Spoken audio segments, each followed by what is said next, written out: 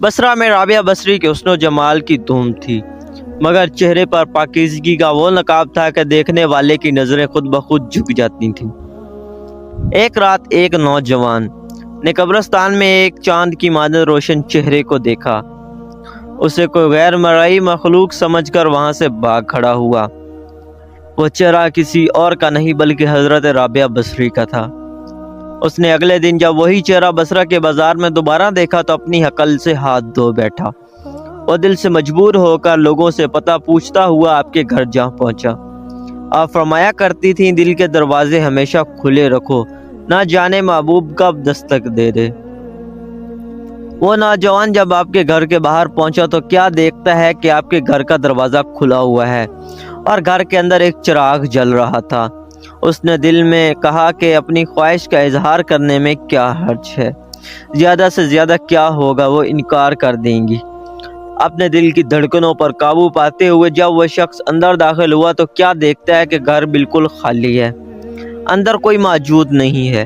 अचानक उसे घर की छत से एक पुरसोज आवाज़ सुनाई दी और शख्स आहिस्ता आहिस्ता सीढ़ियाँ चढ़ता हुआ छत पर पहुंच गया। आप उस वक्त इशा की नमाज से फारिग होकर रब तआला की सना कर रही थीं। अचानक मुड़कर आपकी उस शख्स पर ऐसी निगाह पड़ी कि वो शख्स गूंगा हो गया। आप उसके पास गईं और पूछा, क्या तुम मुझसे शादी की ख्वाहिश रखते हो? तो उस नौजवान ने हाथ के इशारे से कहा कि मैं उसकी ज़बान बंद हो गई है, वो बोल नहीं सकता।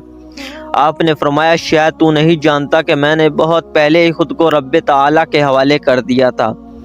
वो शख्स रो रहा था, उसकी आंखें कह रही थी कि अल्लाह के वास्ते मुझे माफ़ कर दे, मुझसे गलती हो गई है और मैं आपके मर्तबे से ना वाकिफ़ था। आपने कहा कि अगर तूने मेरे साथ कोई गलती की होती तो मैं तुझे माफ़ कर देती। अब तेरा मामला रब के साथ है, चाहे वो तुझे माफ़ कर दे या नहीं।